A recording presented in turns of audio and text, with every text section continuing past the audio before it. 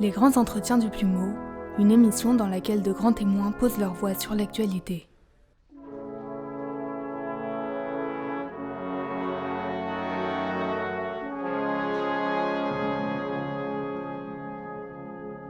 Amis auditeurs, bonjour. Pour cet épisode des grands entretiens du Plumeau, nous avons le plaisir de recevoir aujourd'hui un écrivain, un journaliste du Figaro, Paul-François Paoli, bonjour. Bonjour. Merci beaucoup d'être avec nous. Alors aujourd'hui, nous allons discuter d'un sujet aussi essentiel que grave, la disparition de l'identité française, puisque vous avez récemment publié un livre intitulé « Aux sources du malaise identitaire français » aux éditions L'Artilleur. Vous y expliquez notamment que la France ne sait plus qui elle est, que les Français, si ce terme signifie encore quelque chose, se sentent dépossédés de leur identité, et vous essayez de comprendre comment nous en sommes arrivés là.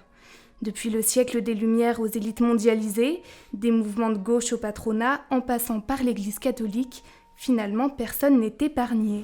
Alors pour commencer, je vous propose qu'on essaye de définir ce qu'est l'identité française, parce que si elle a disparu, c'est bien qu'il y en a eu une à un moment donné. En fait, le propos de mon livre consiste à dire que jamais nous n'avons autant parlé d'identité concernant la France que depuis que nous nous posons la question de savoir en fait ce que la France est devenue et comment situer la France aujourd'hui dans la mondialisation. En réalité, ce que j'explique dans mon livre, c'est que jusque dans les années 70, la question de l'identité ne se posait pas. Elle se pose en fait depuis les années 80 et elle se pose au fur et à mesure que l'on s'aperçoit qu'un certain nombre de fractures ethniques, ethno-religieuses divisent très profondément le corps social ou la société française. Et ce que ces fractures nous indiquent, elles nous questionnent sur au fond qui nous sommes. Qu'est-ce que c'est qu'être français ? Alors la grande affirmation de mon livre, et elle est toute simple, comme souvent, c'est souvent les idées les plus simples qui sont les plus subversives. La grande affirmation de mon livre, c'est qu'un peuple est d'une certaine manière indépendant de ses valeurs, c'est-à-dire il existe ou il n'existe pas. Et déjà, ce que j'explique là, c'est un formidable pied de nez, une transgression par rapport à l'idéologie républicaine dominante qui consiste à dire que la France est fondée sur les valeurs républicaines. Or, ce que j'explique à partir d'un certain nombre de références historiques, de démonstrations, c'est qu'aucun peuple n'est fondé sur des valeurs. Ce qui est fondé sur des valeurs, ça peut être un club, un parti, une association, mais un peuple existe en soi. Il existe, et ce qui fait qu'un peuple existe, par exemple le peuple allemand, qui s'est réunifié alors qu'il était divisé à partir de valeurs antagonistes. Vous aviez les Allemands de l'Est qui étaient soviétisés et les Allemands de l'Ouest qui étaient libéraux et acquis à la démocratie capitaliste. On a bien vu là avec le cas allemand, que ce ne sont pas des valeurs qui définissent un peuple. Et ce peuple s'est réunifié, non pas au nom des valeurs de la démocratie, bien sûr, c'est l'Est qui a rejoint l'Ouest, mais parce qu'il y avait un besoin irrépressible des Allemands de se retrouver. D'une certaine manière, je crois qu'on peut affirmer ça.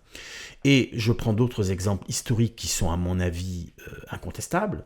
Le peuple italien, par exemple, il est incontestable, les historiens l'ont montré, qu'il a suivi, grosso modo, sans jamais adhérer à l'idéologie fasciste, il a suivi Mussolini, il a fait confiance à Mussolini jusque dans les années 35-36. 10 ans plus tard, ce même peuple était acquis à la démocratie chrétienne et une grande partie du peuple italien a voté pour le Parti communiste. Donc en très peu de temps, et c'est quelque chose qui avait fasciné Hannah Arendt, en très peu de temps, un peuple peut changer de valeur.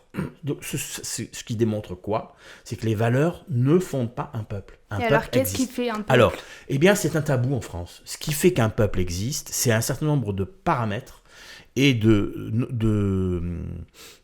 paramètres et de réalités qui ne sont pas politiques. J'utilise ce terme, qui sont infrapolitiques, qui relèvent de l'anthropologie, qui relèvent des mœurs, qui relèvent de la culture, qui relèvent du langage, qui relèvent simplement de la familiarité avec un pays. Ce qui fait que des Français sont Français et se sentent Français et finalement ne se posaient pas la question de savoir s'ils étaient Français ou pas, c'est leur familiarité avec la France. Et cette familiarité, elle est liée, bien sûr, au fait que les gens se ressemblent. Il y a une ressemblance qui fait que, c'est la formule de Stendhal que j'utilise, ma patrie est là où il y a le plus de gens qui me ressemblent. C'est-à-dire quand vous êtes dans un pays où il y a des fractures ethniques, où finalement la population est de plus en plus hétérogène, sur le plan religieux, sur le plan ethnique, sur le plan des ressemblances physiques, sur le plan de la langue, sur le plan des représentations, eh bien vous vous rendez compte que la notion de peuple français commence à battre de l'aile. Et c'est ce qui arrive depuis 30-40 ans en France, qui a commencé dans les années 80. Et à quoi c'est lié justement ? Ce qui est lié, alors, c'est lié au fait que le principe d'assimilation républicaine qui a toujours marché pour les étrangers qui nous sont proches, qui sont nos cousins de certaine manière, parce que ce sont des peuples latins ou des peuples chrétiens, donc je pense aux Italiens, aux Espagnols, aux Portugais, aux Yougoslaves, aux Polonais, aux Belges et même aux Allemands, qui sont devenus français à travers le processus de l'assimilation républicaine. Ce mécanisme s'est grippé dans les années 70-80. Il s'est grippé pourquoi ? Il s'est grippé parce qu'il y avait un implicite dans cette notion d'assimilation républicaine, un implicite qui était que pour devenir français, il fallait ressembler aux Français. Il fallait vivre comme les Français. À partir des années 80, la prédominance de l'idéologie multiculturaliste anglo-saxonne et l'idée que les gens qui provenaient de nos anciennes colonies n'avaient pas, finalement, après tout ce que le colonialisme leur avait fait subir, n'avaient pas, finalement, comme devoir d'être comme nous et de nous ressembler, eh bien, cela a créé cette société dans laquelle nous sommes aujourd'hui, qui est une société hétérogène, voire hétéroclite, et qui, sans être multiculturelle officiellement, en fait l'est. C'est-à-dire qu'aujourd'hui, le droit à la différence prime sur le devoir de ressemblance. Et vous dites même qu'on a importé des cultures, en fait, depuis cette époque. Oui, mais en fait, ce qui s'est passé, c'est que l'immigration, les grandes vagues migratoires qui ont existé, qui ont essaimé en France à partir de la révolution industrielle, provenaient toujours de pays proches sur le plan culturel et sur le plan religieux. À partir des années 70 et des années 60 surtout, les nouvelles vagues migratoires proviennent principalement de nos anciennes colonies. Donc, d'une part, ces populations sont beaucoup plus éloignées de nous sur le plan culturel et religieux, puisque l'islam est quand même leur religion prédominante, et d'autre part, le conflit colonial, l'antagonisme lié aux conflits coloniaux n'a pas été réglé. Et ne s'est pas réglé. Et non seulement il ne s'est pas réglé, mais il s'est même accru.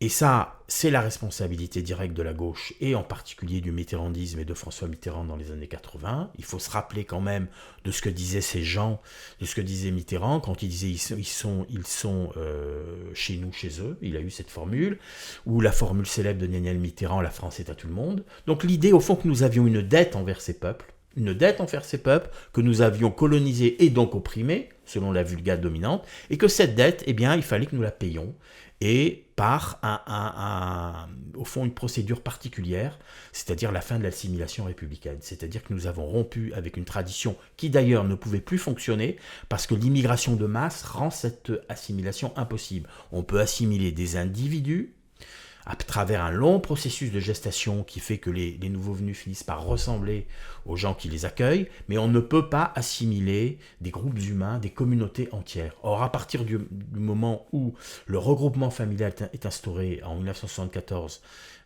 ce sont des groupes entiers qui s'installent sur le sol français. Michel Rocard, je cite le grand interview de Michel Rocard, le dernier qu'il a donné avant sa disparition au Point. Michel Rocard disait dans son dernier interview du Point en 2016 que sous les années Pompidou, c'est-à-dire entre 70 et 73, 74, ce sont environ 2 millions de gens, entre 2 à 3 millions de gens, d'ouvriers, de travailleurs venus du Maghreb qui se sont installés en France. Donc ça veut bien dire qu'il y a eu véritablement une rupture. Et cette rupture, elle est quasiment anthropologique, c'est-à-dire quand vous installez des masses humaines dans un pays qui n'est pas prêt à les intégrer, à les assimiler ou à les recevoir, vous créez le terreau de ce que nous voyons aujourd'hui, c'est-à-dire le terreau d'une véritable dissociation et d'une véritable guerre civile latente et larvée qui existe dans certains quartiers, dans certaines zones. J'ai publié dans le Figaro Magazine justement un grand reportage sur les quartiers nord de Marseille. Et bien quand vous allez dans ces quartiers, vous ne voyez pratiquement plus d'Européens.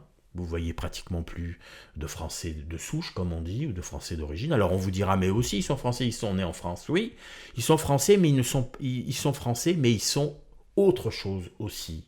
Ils sont, comme l'a dit Macron, comoriens, algériens. Ils sont dans une logique de dédoublement identitaire qui fait qu'ils sont Français, évidemment, quand il s'agit des mêmes droits que les Français. Là, ils sont tout à fait français, il n'y a aucun doute. Mais sur d'autres questions, le respect de la loi, le respect de la civilité, alors là, ils considèrent qu'ils n'ont pas forcément de devoirs et d'obligations particulières.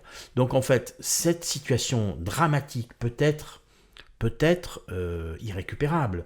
Je ne veux pas jouer les Cassandres, je ne suis pas forcément aussi pessimiste qu'Éric Zemmour. Mais de fait, cette situation apparaît très très très difficilement récupérable et du coup, l'identité de la France n'est plus lisible. Il est évident que Madame Danielle Obono n'a pas la même conception d'identité française que Jean-Pierre Chevènement, qui n'a pas la même conception d'identité française qu'Emmanuel Macron, qui n'a pas la même conception d'identité française que Marine Le Pen. Jusque dans les années 70, Jacques Chirac et Georges Marchais s'opposaient politiquement, mais au fond, il n'y avait pas de problème. C'était deux Français qui étaient de bords opposés complètement, mais qui étaient des patriotes français. Et vous parlez beaucoup de l'immigration, mais est-ce qu'on peut dire aussi qu'avec la mondialisation, il y a eu une perte de repères ? La mondialisation, c'est embrouille tous les repères. Parce que la mondialisation accroît les fractures sociales et culturelles. Il y a aujourd'hui, selon un grand sociologue anglais, au fond, et la crise des Gilets jaunes en a témoigné beaucoup, il y a les somewhere et les anywhere. Ces mots anglais tout simples qui veulent dire ceux qui sont d'ici et ceux qui sont d'ailleurs, enfin qui sont de partout à la fois. Et je connais bien ce problème moi en tant que Corse, puisque quand je vais en Corse, je sais que je suis en Corse. C'est-à-dire que la Corse ressemble à la Corse. Quand je vais à Marseille, où je suis né, selon le quartier où je vais, je change de pays. Quand je vais dans tel quartier, j'ai l'impression d'être en Afrique. Quand je vais dans tel quartier, j'ai l'impression d'être en Algérie. Et donc, pour me sentir véritablement à Marseille, en Provence, il faut que j'aille dans d'autres quartiers de Marseille. Donc, c'est grave. C'est grave parce que ça rompt le sentiment de familiarité des individus avec leur lieu de vie et parfois leur lieu de naissance. Donc, la mondialisation accroît ce sentiment d'errance et ce sentiment de devenir étranger là où vous devriez être au contraire, vous devriez avoir au contraire le plus de sentiment de familiarité. Donc moi je suis né à Marseille, je le vis ce sentiment, je le vis personnellement. Quand je vais à Marseille, que j'arrive gare du Nord, j'ai parfois l'impression d'être à Tunis, donc que j'arrive gare Saint-Charles, excusez-moi, et que je vois les petits choufs, les petits dealers qui sont là à proposer leurs marchandises, j'ai l'impression d'être à Tunis. Et donc, je pense que c'est très malsain. Et je pense qu'il y a une co-responsabilité globale des élites politiques, des partis, des institutions, il y a une co-responsabilité générale. Et de l'Église aussi, vous parlez beaucoup de l'Église dans votre livre. Je pense qu'elle a une responsabilité historique. Et j'en parle avec, j'évoque cette question avec douleur, parce que ça ne me fait pas plaisir de dire, parce que ça ne me fait pas plaisir d'écrire que l'Église catholique de France, attention, l'Église catholique de France a une responsabilité historique dans l'islamisation actuelle de la France. Et elle a une responsabilité historique, pourquoi ? Parce que en 1973, à plusieurs reprises, quand il a été question d'arrêter les flux migratoires en provenance du Maghreb, l'Église a fait partie des institutions et des organisations qui s'y sont opposées. Je cite un exemple qui est irréfutable. C'est un exemple historique. En 1973, à Marseille, à la gare Saint-Charles, un ouvrier algérien est abattu au cours d'une rixe et la police considère, la justice, que c'est une rixe de caractère raciste. À ce moment-là, le gouvernement algérien prévient le gouvernement français que l'immigration algérienne va être interrompue. À ce moment-là, François Seyrac, qui est le patron du CNPF, émet une protestation en disant nous avons besoin de la manœuvre, absolument de la manœuvre algérienne, et tout le corps politique français, de tous bords, de la gauche à l'extrême gauche, mais aussi du centre, de certains libéraux, certains gaullistes, et l'Église catholique, et toutes les églises, considèrent que le racisme, bien entendu, est un fléau, et que l'immigration doit pouvoir continuer. Et beaucoup plus grave, en 1975, quand Valéry Giscard d'Estaing a comme hypothèse, défend l'hypothèse d'un retour pour 500 000 Algériens en France, c'est Raymond Barre, qui est catholique, militant, qui s'y oppose et soutenu par toute l'Église catholique. Il faut voir que, troisième élément, le cardinal Lustiger a été consulté par le général de Gaulle dans les années 60, lorsqu'il s'occupait, je crois, du cercle étudiant de la Sorbonne, je crois. Je ne suis pas sûr qu'il était à la Sorbonne, peut-être qu'il était ailleurs, mais peu importe, il s'occupait des étudiants catholiques. Et il était déjà très connu parce que c'était un homme d'une grande valeur, d'une grande stature, qui était déjà connu pour sa valeur et sa stature. Et bien le général de Gaulle un jour a appelé le cardinal Lustiger. C'est Gérard Leclerc, le journaliste Gérard Leclerc, qui m'a transmis cette information. A appelé le cardinal Lustiger pour lui demander: est-ce que vous croyez que ces gens venus des pays musulmans vont s'intégrer, vont devenir français? Et le cardinal Lustiger lui a dit: mais moi j'ai toute confiance en les valeurs républicaines. Bien sûr, ils deviendront de bons Français, de bons républicains comme tous les autres immigrés. Eh bien, le cardinal Lustiger, à la veille de sa mort, il a regretté.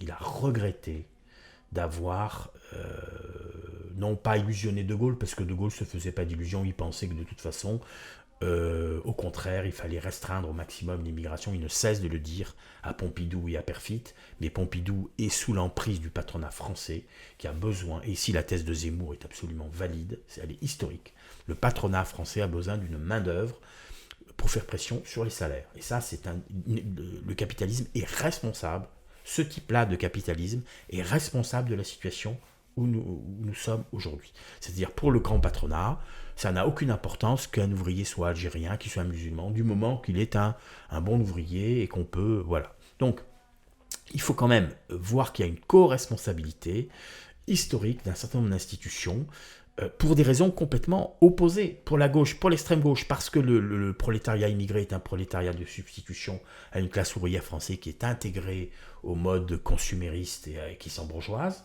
Donc le vrai prolétariat, c'est le prolétariat immigré qui est révolutionnaire potentiellement. Pour les chrétiens, eh bien, les immigrés sont des hommes comme les autres, donc on est aveugle. Pour le patronat, c'est une chair fraîche à exploiter qui est évidemment bienvenue. Et puis tous les autres, ce sont les inconscients, les idiots, les lâches, enfin toutes les habituels qui de toute façon n'osent pas aller à contresens de l'histoire. Donc la situation que nous vivons aujourd'hui, elle était prévisible pour des esprits lucides. Elle était prévisible. Mais ça va peut-être encore plus loin parce qu'aujourd'hui, il y a aussi une repentance des hommes politiques. Je pense à Emmanuel Macron pendant sa campagne en 2017 à propos de l'Algérie. Il disait que la France devait présenter ses excuses à l'égard de celles et ceux envers lesquels nous avions commis ces gestes. Donc c'est dur d'avoir... Si on n'a pas d'histoire, c'est dur. Macron fait partie de ce sérail. Il a été formé à la Providence à Amiens, ouais.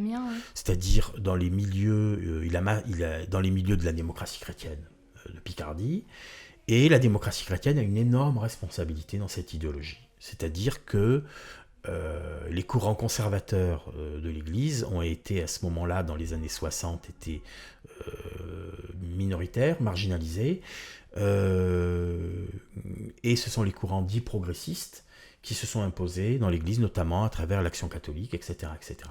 Donc, je ne suis pas en train de cracher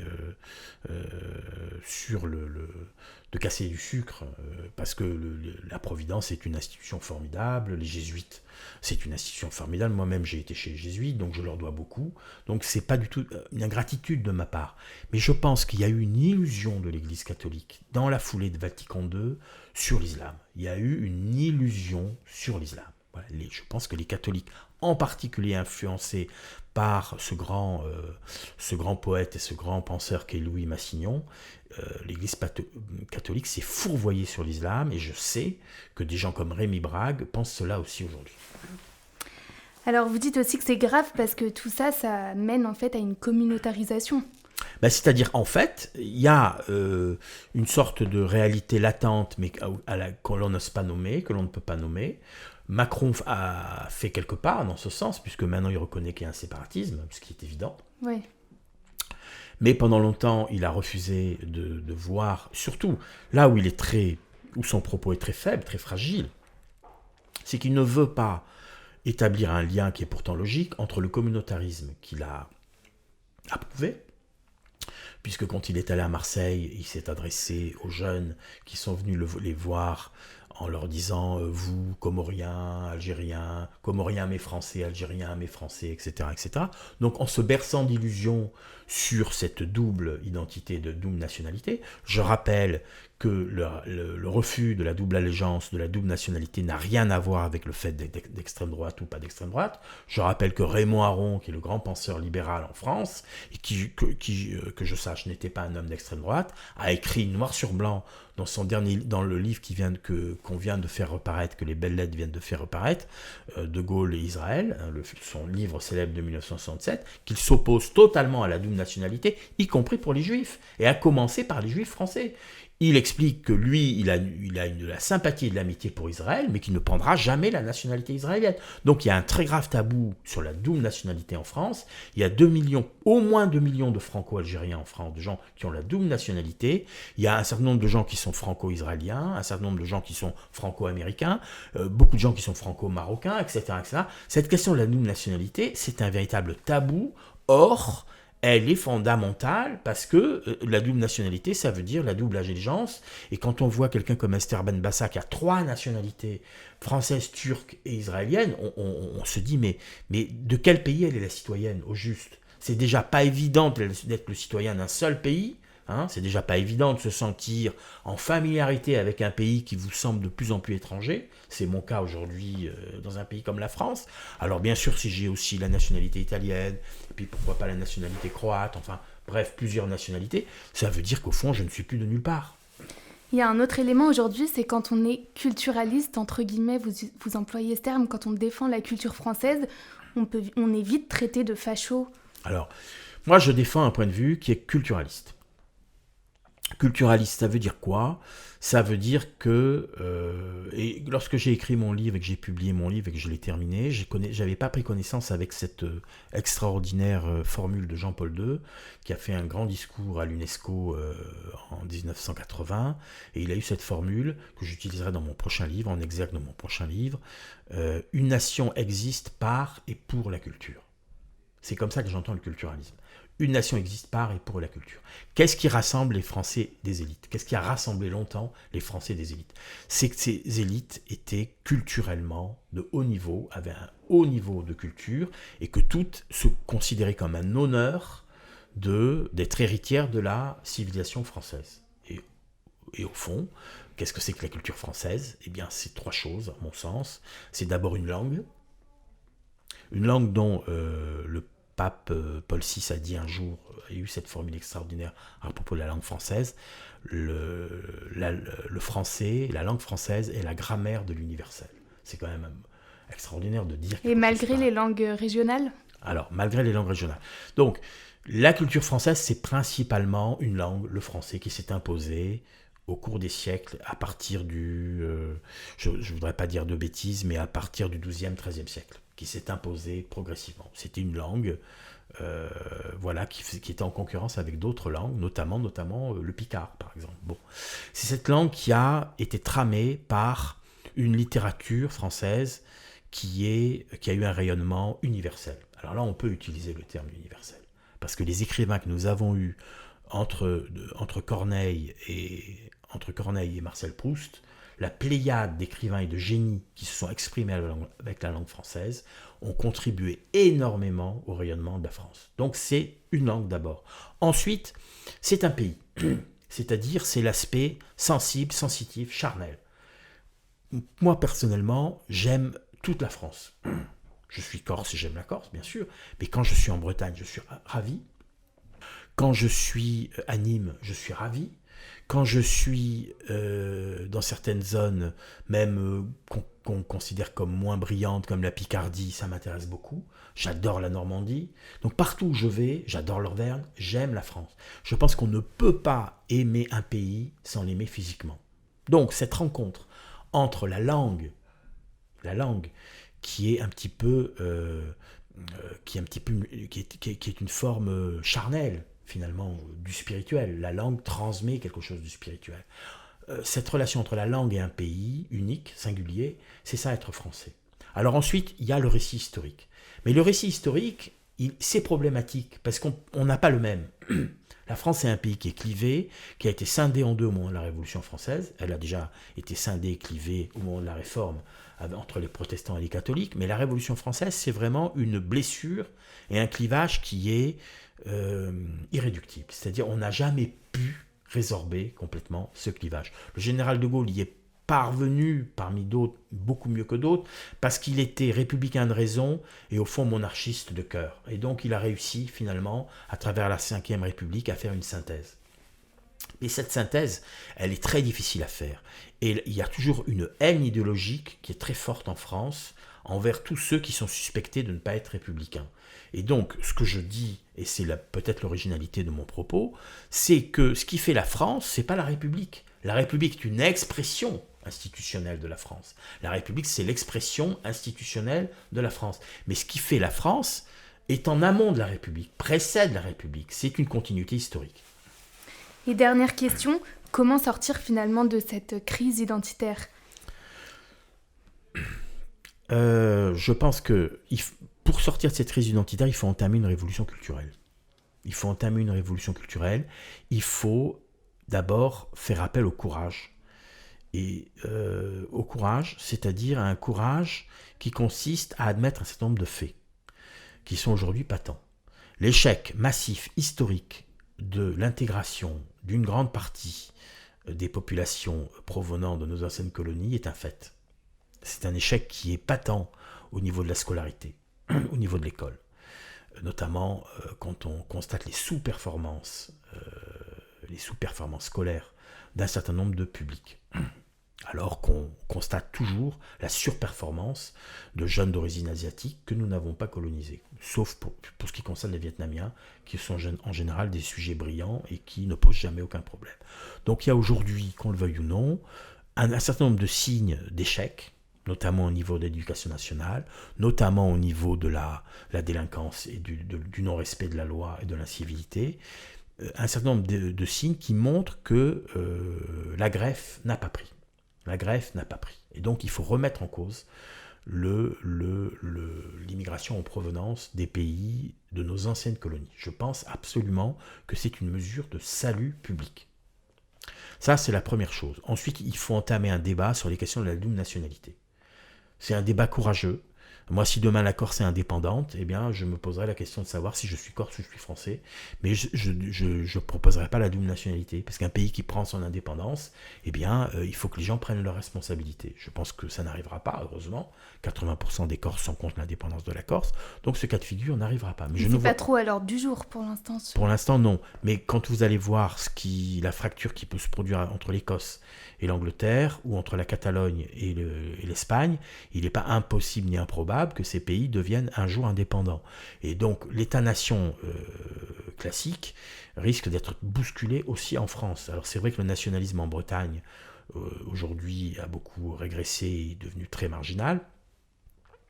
Mais malgré tout, le prochain livre que je suis en train d'écrire, là, que je suis en train de terminer, c'est sur la relation entre la France et la Corse.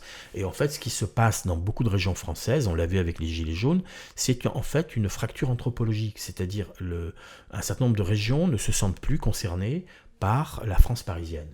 La France parisienne, c'est-à-dire, pour dire les choses de manière un peu triviale, la France bobo, n'est plus représentative de la France. La France des bobos, la France d'Anne Hidalgo, n'est pas la France d'Anne Hidalgo et de Raphaël Glucksmann ne représente plus la France. Et donc là, c'est quelque chose de grave. Et donc, pour répondre à votre question, une révolution culturelle qui soit en mesure de reconstituer le lien qui est un lien de sens commun entre l'identité subjective, c'est-à-dire l'identité telle qu'on la ressent, ce que je suis, et la nationalité. Tant qu'on n'aura pas recousu ce lien,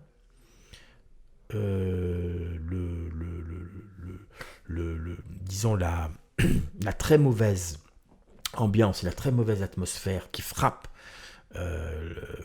les étrangers quand ils viennent en France perdurera. Et je pense que ça perdurera très longtemps. Moi, quand je vais à Amsterdam ou quand je vais aux Pays-Bas, je sens pas cette tension avec l'immigration, avec les immigrés. Je la sens pas. Avec les jeunes notamment. Et pourtant, il y a beaucoup d'immigrés aux Pays-Bas, beaucoup de Marocains. Et bien, personnellement, quand je vais à Amsterdam, je n'ai jamais ressenti cette tension. Quand vous arrivez à Marseille, vous la ressentez. Quand vous arrivez à Paris, dans certains quartiers, vous la ressentez. Eh ben, merci beaucoup en tout cas pour cette analyse. Paul-François Paoli, je rappelle que vous êtes journaliste et écrivain. Quant à vous, chers auditeurs, merci de nous avoir écoutés. Abonnez-vous à toutes nos plateformes et si vous avez aimé, on compte sur vous pour partager cet épisode. À très bientôt sur Le Plumeau.